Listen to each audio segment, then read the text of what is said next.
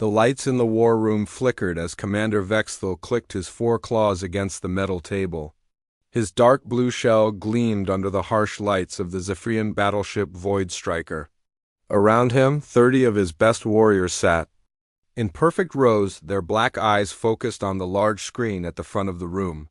"Today we learn about our next target," Vexthal said, his voice making a clicking sound that all Zephyrians made when they spoke. "The planet called Earth, home to the humans."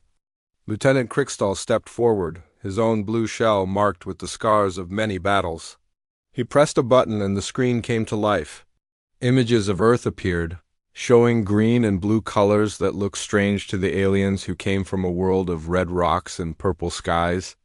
"Our scouts have been watching them for many cycles," Crickstal explained. "We have their military training videos, their history files, and their entertainment programs. What we found will amuse you." The first video showed human soldiers running through an obstacle course. The Zephyrians watched as the humans stumbled, fell, and struggled to climb over walls that would be easy for any warrior with 4 arms. Some of the humans were breathing hard after just a few minutes of running. Warrior Neckskull started laughing. A harsh clicking sound. "Look at them! They can barely run without falling down. Their skin is so soft and pink. One cut from our claws would end them." The next video showed human soldiers in training, learning to shoot their weapons. The aliens watched as some humans missed their targets completely. Others shook from the noise their own weapons made. They fear the sound of their own guns. Another warrior said, clicking with laughter, "How can they fight enemies if they jump at every loud noise?" Crickstal smiled, showing his sharp teeth. "Wait, it gets better. Watch this." The screen now showed clips from human movies and documentaries. Stories of human warriors who fought against impossible odds. Tales of soldiers who carried wounded friends for miles through enemy territory. Accounts of humans who kept fighting, even when they were badly hurt. "These are their legends," Crickstal said. "Stories they tell about their greatest warriors. They speak of humans who never give up, who fight on when any sensible creature would surrender. They claim their soldiers can march for days without rest, fight while wounded, and protect their comrades even when facing certain death." The alien warriors burst into clicking laughter. The sound filled the room like the noise of 1,000. "Insects, pure fantasy," said Warrior Texival. "Look at their weak bodies. They need thick clothing just to stay warm. They get tired from simple exercise. Yet they tell stories of warriors who can do impossible things." "It is clear," Vexthal said, standing up to his full height of 8 feet. "These humans make up stories because they know how weak they really are. They create legends to make themselves feel better about their obvious failures as warriors." The screen showed more human training footage. Soldiers learning to work together, practicing medical care, studying maps and tactics. To the Zephyrians, it all looked clumsy and slow compared to their own natural abilities. "Our intelligence shows they have basic energy weapons," Crickstal continued, "but their technology is far behind ours. Their armor is made of simple metals and fabrics. Our natural shells are stronger than anything they can make." Another warrior stood up. "Commander, how long do you think it will take to conquer their world?" Vexthal clicked his claws thoughtfully. "Based on what we have seen, perhaps 1 cycle, maybe less. They're soft, weak, and clearly prefer fantasy to reality. When faced with real warriors, they will surrender quickly." The room filled with more clicking laughter as the warriors imagined the easy victory ahead. Meanwhile, on the planet Earth, Marine Sergeant Jake Morrison sat in a small office at Camp Pendleton, reading a message on his computer screen. The words were simple but important. "Report for immediate deployment. Classified mission. Assemble your team." Jake was 28 years old, with short brown hair and green eyes. He had been a Marine for 8 years and had served in several difficult missions. His face showed the serious look of someone who had seen both good and bad times in the military. He walked across the base to find his team members. First, he found Corporal Lisa Hayes in the training center, practicing her shooting. Lisa was 25, with blonde hair pulled back in a tight bun. She was known as one of the best shots in the unit. "Lisa, we got orders," Jake said. "Pack your gear. We leave in 2 hours. Lisa nodded and started gathering her equipment. She never asked too many questions about missions. She trusted Jake and knew he would tell her what she needed to know. When the time was right. Next, Jake found Private First Class Danny Rodriguez working on radio equipment.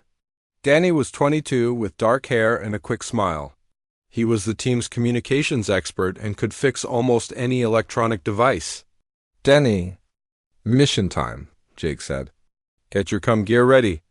We might be going somewhere with no backup." Danny's smile faded as he realized this was serious. "Got it, Sergeant. I'll bring the long-range stuff." The last team member was Private Amy Johnson, who was cleaning weapons in the armory. Amy was 24 with red hair and freckles. She was tough and never complained, no matter how difficult things got. "Amy, we're moving out." "Full combat load," Jake told her. Amy nodded and began selecting the best weapons for their mission. She had a feeling this would be different from their usual training exercises. 2 hours later, the 4 Marines sat in a military helicopter flying over the Nevada desert. Jake finally opened the sealed orders and read them to his team. "We're investigating strange energy readings near an old military test site," he said, having to speak loudly over the noise of the helicopter. "Satellite images show something that shouldn't be there." "Could be foreign technology?" Lisa checked her rifle one more time. "Any idea what kind of foreign technology?" Jake shook his head. "Unknown, but Command wants us to take a look and report back." Simple reconnaissance mission. As their helicopter flew through the desert sky, none of them knew that far above them, Zephyrian scouts were watching and reporting back to Commander Vexthal. The aliens were confident that these 4 humans would be easy to handle when the time came. The stage was set for a meeting that would change everything both sides thought they knew about war. The helicopter landed on a flat area of desert sand, kicking up a cloud of dust. Jake Morrison jumped out first, his rifle ready. The desert was hot and quiet, with only the sound of wind blowing across the rocks. In the distance, he could see the strange metal object that the satellites had spotted. "Spread out, but stay close," Jake told his team. "Lisa, take the left side. Danny, you're with me. Amy, cover our backs." They moved across the sand toward the crashed object. It was bigger than Jake had expected, maybe 50 feet long and 20 feet wide. The metal was a dark blue color that seemed to change in the sunlight. Strange symbols were carved into the sides. "This isn't from any country on Earth," Lisa said quietly, looking through her rifle scope. "The metal, the shape, everything is wrong." Danny pulled out his scanner and pointed it at the object. "I'm getting energy readings. Whatever this is, it's still active." As they got closer, Jake could see that the object had been damaged. Part of one side was torn open, and strange blue liquid had leaked out onto the sand. The smell was sharp and metallic. "Sergeant," Amy whispered from behind them, "we're not alone." Jake turned to see what she meant. Coming from behind the large rocks around the crash site were figures that made his blood run cold. They were tall, maybe 8 feet, with dark blue skin that looked like armor. They had 4 arms, each ending in sharp claws. Their faces were alien, with black eyes and rows of sharp teeth. "Contact!" Jake shouted into his radio. "Unknown hostiles!" "Repeat, unknown hostiles." The aliens moved faster than Jake expected. They carried weapons that looked like rifles, but glowed with purple energy. The first shot hit the ground next to Danny, turning the sand into glass. "Take cover!" Jake yelled, diving behind a large rock. His team scattered, each finding their own protection behind the desert rocks. The aliens advanced with confidence. Their leader, a Zephyrian named Crixtol, clicked his claws together as he watched the humans run for cover. "Just as we expected," he said to his warriors. "They run and hide at the first sign of danger. This will be over quickly." But Jake had other plans. He had been in firefights before, and he knew that panic would get them all killed. "Lisa, can you see their positions?" "I count 12 of them," Lisa replied from her position behind a boulder. "They're spreading out to surround us. Danny, get on the radio. Tell Command we need backup. Amy, watch our 6. The aliens continued their attack, their energy weapons making strange buzzing sounds as they fired. The weapons were powerful, turning rocks into powder and melting metal. But Jake noticed something important.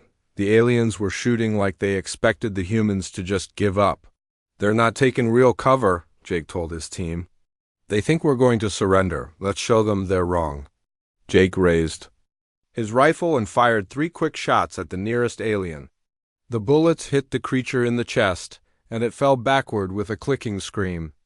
The other aliens stopped advancing, looking confused. "Impossible," Krikstal said. "Their weapons should not be able to hurt us," but Lisa had already found another target. She took careful aim and fired once.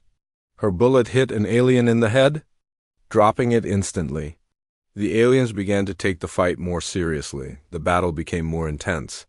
The aliens had better weapons, but the humans knew how to use the desert terrain.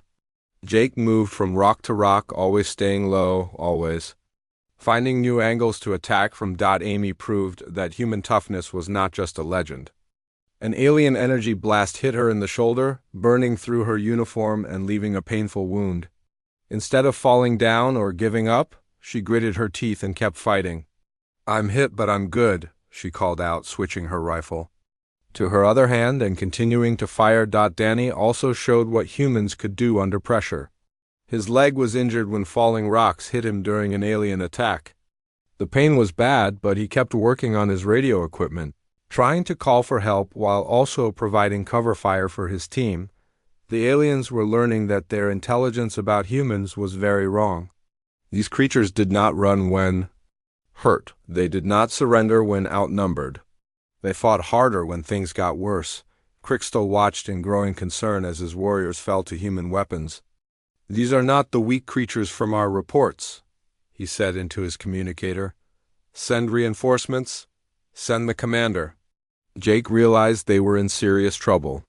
They had limited ammunition, 2 wounded team members, and the aliens seemed to have unlimited numbers, but giving up was not an option. "We need to move to a better position," he told his team.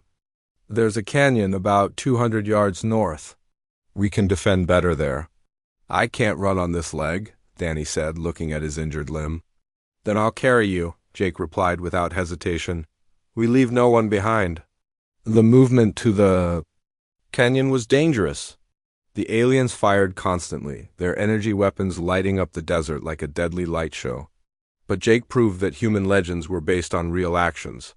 He carried Danny on his back while still returning fire with his rifle. Amy covered their retreat despite her shoulder wound, her shots keeping the aliens at a distance. Lisa moved like a ghost, appearing in different positions to confuse the enemy before disappearing again. When they reached the canyon, Jake set Danny down behind a wall of rocks. The position was good. They could see anyone coming, and the aliens would have to attack uphill. "How much ammunition do we have?" Jake asked. "Not enough," Lisa answered honestly. "Maybe 30 minutes of steady fighting?" Danny finally got his radio working. "Command, this is Recon Team 7. We are under attack by unknown hostiles. Repeat, unknown hostiles. We need immediate backup." The voice that came back was full of disbelief. "Recon 7, repeat your last transmission." "Command, we are fighting aliens," Danny said clearly. "Not human. Not from Earth. We are taking casualties and need support now." Above them, more alien ships were arriving. Commander Vexthal himself was coming to finish what should have been a simple task. He expected to find 4 dead humans and a successful first strike against Earth. Instead, he was about to learn that human legends were not stories at all. They were warnings of what humans became when everything was on the line. Jake checked his rifle and looked at his wounded team. "We hold here until help arrives, no matter what." The real test was just beginning. Commander Vexthal stepped off his transport ship and onto the desert sand. Behind him came 30 of his best warriors, all armed with the most advanced energy weapons the Zephyrian army had. The commander was angry that 4 simple humans had caused so much trouble for his advanced team. "This ends now," he told his warriors. "Surround the canyon. Use overwhelming force. I want this finished in 1 hour." The Zephyrian warriors spread out around the rocky canyon where the humans had taken shelter. From their high positions, they could see down into the canyon where Jake Morrison and his team waited. The aliens were confident that 30 warriors against 4 wounded humans would be an easy victory, but Jake had been busy during the night. He had studied the canyon, learned its secrets, and prepared for the coming battle. The canyon had strange echo effects that could make voices carry in unexpected ways. Jake planned to use this against the aliens. "Danny, can you move your radio equipment to different positions?" Jake asked. Danny nodded despite the pain in his leg. "I can crawl if I have to." "Good, I want you to set up speakers in 3 different spots. When I talk, I want my voice coming from all over the canyon. Make them think we have more people than we do." Amy was checking her shoulder wound. The alien energy blast had burned her, but she refused to let it slow her down. "How many aliens are out there now?" Lisa was watching through her rifle scope. "I count at least 30. Maybe more behind the rocks." The first alien attack came at dawn. Energy blasts lit up the canyon walls as the Zephyrians fired down from above, but Jake was ready. His voice echoed from multiple speakers, giving orders that made it sound like he had a full squad of Marines. "Alpha Team, take the left flank. Bravo Team, cover the right side. Charlie Team, prepare for counterattack." The aliens heard the commands and believed they were facing a larger force. They became more cautious, taking more time to advance. Lisa made every shot count. Her rifle cracked once and an alien warrior fell. She moved to a new position before firing again. To the aliens it seemed like there were multiple snipers in the canyon. "Impossible," Vexthal said, watching his warriors fall. "Our intelligence said there were only 4 humans." "Perhaps there were reinforcements," suggested one of his officers, but Jake's most impressive display came when an alien energy blast hit him in the side. The burn was painful, and any normal person would have been slowed down by the injury.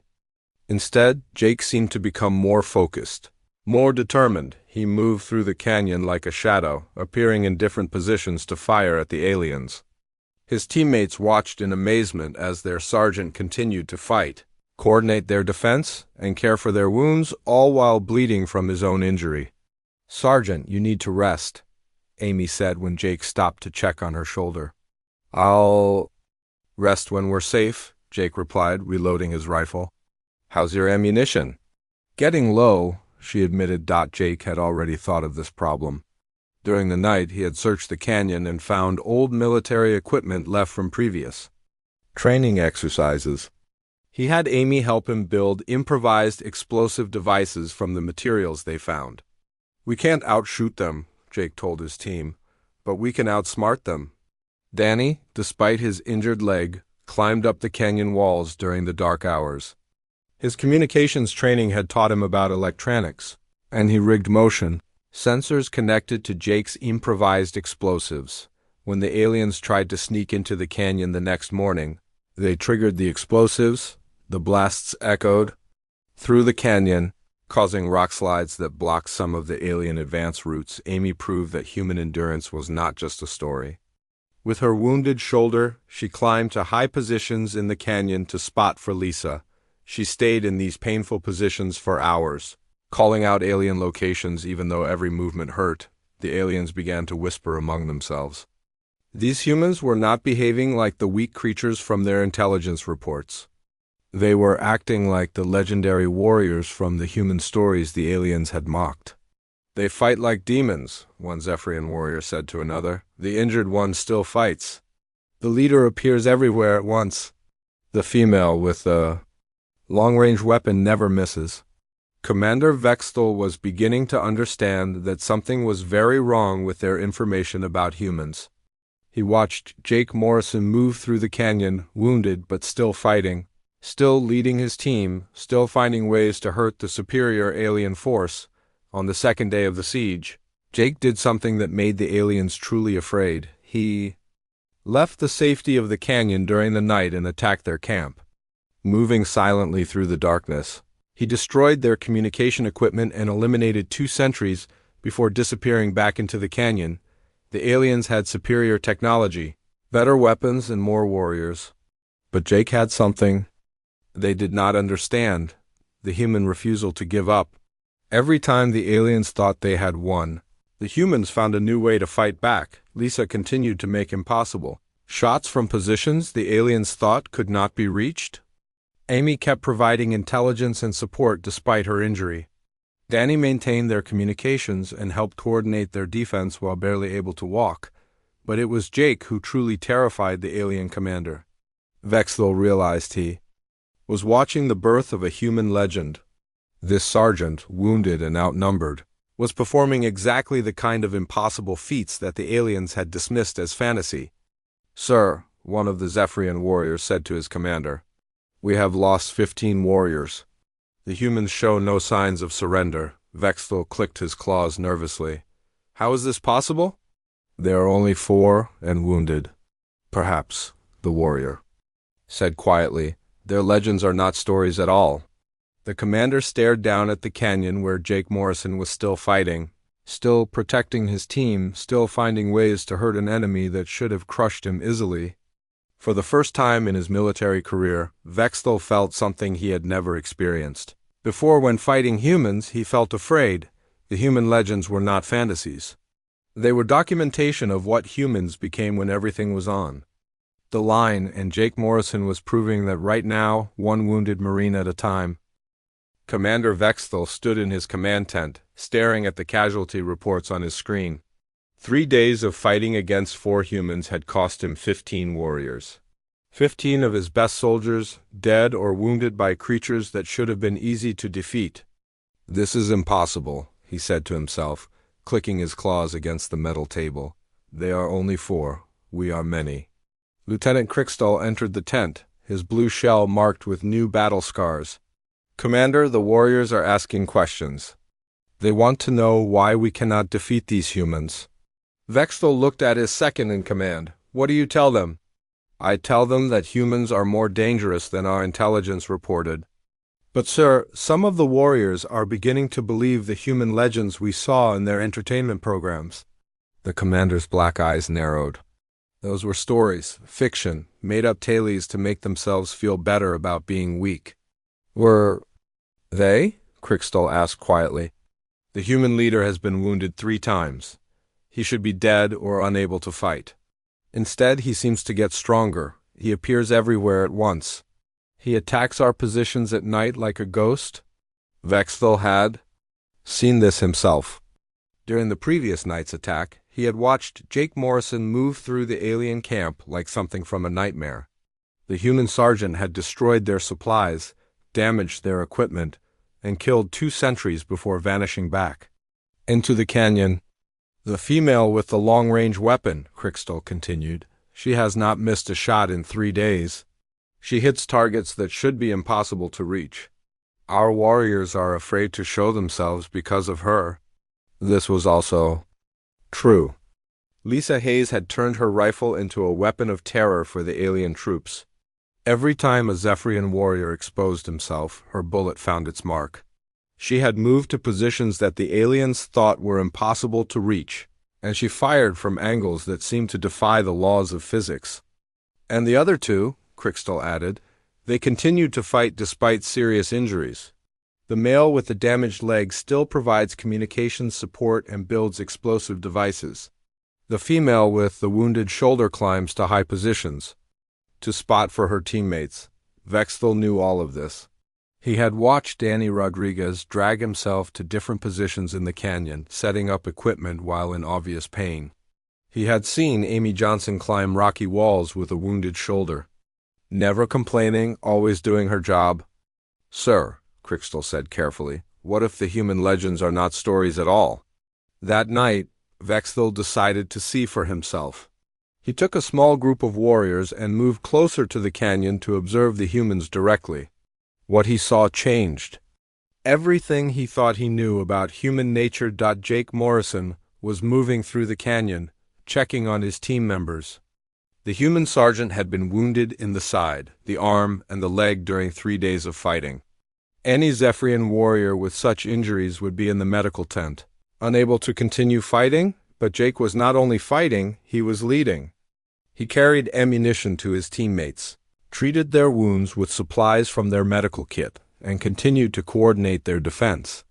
When Lisa needed a better position for her rifle, Jake helped her climb to a rocky ledge despite his own injuries. "Amy, how's your shoulder?" Jake asked, kneeling beside the wounded Marine. "It hurts, but I can still fight," Amy replied, reloading her rifle. "Danny, do you need help with the radio equipment?" "I got it, Sergeant," Danny said. Even though his injured leg made every movement painful, Vexthal watched this exchange with growing understanding. The humans were not just fighting for victory, they were fighting for each other. Each wounded Marine continued to fight not because they had to, but because they would not abandon their teammates. The most shocking moment came when Jake spotted the alien observers. Instead of hiding or calling for help, the wounded human sergeant moved toward them. Alone, injured, and outnumbered, he attacked a group of alien warriors. Vexthal found himself face to face with a human legend in the making, Jake Morrison. Bleeding from multiple wounds, fired his rifle with deadly accuracy while moving through the rocks like a hunter. The alien commander, who had never retreated from any battle, felt something he had never experienced before. Fear, not fear of death, which all warriors understood. This was fear of something beyond normal combat. Jake Morrison was not just a soldier.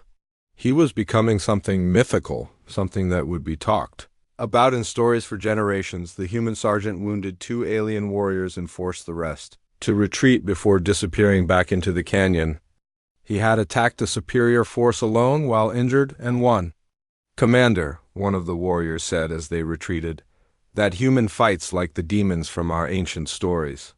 Vexthal realized that his warriors were right to be afraid. The humans were not the weak creatures from their intelligence reports.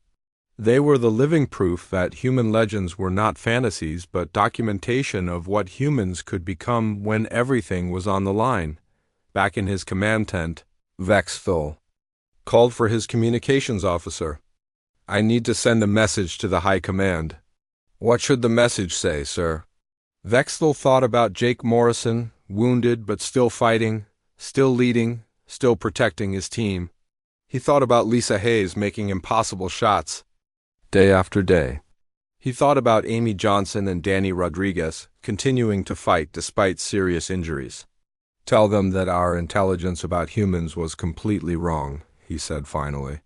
These creatures do not just tell stories about legendary warriors. They become legendary warriors when circumstances require it.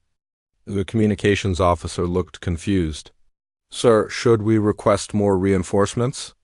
Vexthal watched the canyon where 4 wounded humans had held off 30 alien warriors for 3 days, where one human sergeant had become something out of legend, proving that human stories were not fiction but prophecy. "No," he said quietly. "We need to consider a different approach entirely." For the first time in Zephyrian military history, a commander was beginning to think that some battles should not be fought. Some enemies were too dangerous to awaken, and humans, when pushed to their limits, became something that even the galaxy's greatest warriors should fear. The legends were real, and Jake Morrison was writing a new one bullet at a time. The sound of helicopters filled the morning air as Captain Steve Parker led 2 full platoons of Marines toward the canyon. The rescue force had finally arrived, bringing heavy weapons, medical supplies, and 40 fresh Marines ready for battle. But what Captain Parker found when he reached the canyon was not what he expected. 4 Marines, 2 of them seriously wounded, had held off a superior alien force for 4 days. The evidence was everywhere. Alien bodies lay scattered around the canyon. Burn marks from energy weapons covered the rocks. And in the middle of it all, Sergeant Jake Morrison was still fighting. "Jesus," said one of the new Marines, looking at the battlefield. "How many aliens were there?" 30, maybe more," Captain Parker replied, studying the scene through his binoculars. "And 4 Marines held them off." Jake Morrison limped out of the canyon to meet the rescue force. His uniform was torn and bloody. His face was marked with cuts and burns. But his eyes were still alert, still ready for battle. "Captain Parker," Jake said, saluting despite his wounds. "Good to see you, sir."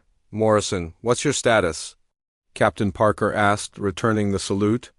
2 wounded, but still fighting, sir. We have enemy forces surrounding our position. They have advanced energy weapons and superior numbers. Captain Parker looked at the Marine sergeant with new respect. Jake Morrison looked like he had been through hell, but he was still thinking. Tactically, still ready to continue the fight. Get your people to the medical team, Captain Parker ordered. We'll handle things from here. Sir, with respect, my team can still fight, Jake replied. I know they can, Sergeant, but you've done enough. As the medics worked on the wounded Marines, Captain Parker studied the alien positions through his scope. The aliens were still there. Still surrounding the canyon, but they seemed different now. Less aggressive. More cautious. That was when he saw the white flag. Commander Vexthal approached under a flag of truce, walking slowly across the desert sand. Behind him came 2 of his warriors, but they kept their weapons lowered. The alien commander had made a decision that would have seemed impossible just days before. Captain Parker met him halfway between the human and alien positions. The 2 commanders faced each other, human and alien, each trying to understand the other. You are the leader of these new human warriors? Vexthal asked, his voice making the clicking sounds that all his people made when they spoke. I am Captain Steve Parker, United States Marine Corps. You're in violation of Earth's airspace. Who are you and what do you want? Vexthal studied the human captain. Like the other Marines, this one showed no fear despite being outnumbered and outgunned. The alien commander was beginning to understand that this was not unusual for humans. I am Commander Vexthal of the Zephyrian Fleet. I came here to test your species' military capabilities before our main invasion force arrives, Captain Parker kept his expression neutral. And what have you learned? That our intelligence was completely wrong, Vexthal admitted. We thought humans were weak. We thought your legends were fantasy stories. We were wrong about everything. The alien commander looked toward the canyon where Jake Morrison was receiving medical treatment. That human, the one called Morrison, he and his team have done something that should have been impossible. They've held off 30 of my best warriors for 4 days while wounded. That's what Marines do, Captain Parker said simply. No. Vexthal replied, that is what legends do. And we have learned that human legends are not stories. They are documentation of what your species becomes when everything is on the line. The alien commander paused, choosing his words carefully. We watched your entertainment programs. We saw stories of human warriors who never give up, who fight impossible odds, who protect their comrades even when facing certain death. We thought, these were fantasies. They're not fantasies, Captain Parker said. They're examples. Stories we tell to remind ourselves what we're capable of. Vexthal clicked his claws nervously. Your warrior Morrison has become one of those legends. My soldiers speak of him with fear and respect. They call him the human demon who cannot be stopped. Captain Parker looked back at Jake Morrison, who was sitting on a medical stretcher but still watching the alien positions, still ready to fight. If needed, Jake's a good Marine, but he's not special. Most of our people would do the same thing in his situation. This statement terrified the alien commander more than any threat could have. If Jake Morrison was an average human soldier, then Earth's military was far more dangerous than the Zephyrians had imagined. Captain Parker, Vexthal said formally, I offer you safe passage for my forces in exchange for peaceful withdrawal from your world. And if I refuse? Then more of my warriors will die fighting legends that have come to life. And eventually your legends will win. Captain Parker considered the offer. He had the firepower to destroy the alien force, but it would cost lives. On both sides, you'll leave Earth and not return? I will recommend to my high command that we seek diplomatic contact with your species rather than military conquest. Your people are far too dangerous to fight. The 2 commanders shook hands, human and alien, sealing an agreement that would change the relationship between their species forever. As the alien ships prepared to leave, Vexthal sent one final message. To his fleet, abort all invasion plans. Human military capabilities severely underestimated. These creatures become the legends they tell stories about. Recommend immediate diplomatic contact. Later, in the medical tent, Jake Morrison was being treated for his wounds when Captain Parker came to visit. "How did you do it, Sergeant?" The captain asked. "How did 4 Marines hold off 30 alien warriors?" Jake looked up from his medical bed where Lisa Hayes was being treated for her shoulder wound. Danny Rodriguez was having his leg examined and Amy Johnson was getting her burns cleaned. "We're Marines, sir," Jake said simply. "It's what we do." Captain Parker nodded, understanding. The aliens had made a critical error. They had assumed that human legends were fiction, created by a weak species to make themselves feel better. Instead, they had learned that human legends were instruction manuals, stories that taught future generations what they could achieve when everything was on the line. And Jake Morrison and his team had just written a new chapter in that book of legends, one that would be told for generations to come.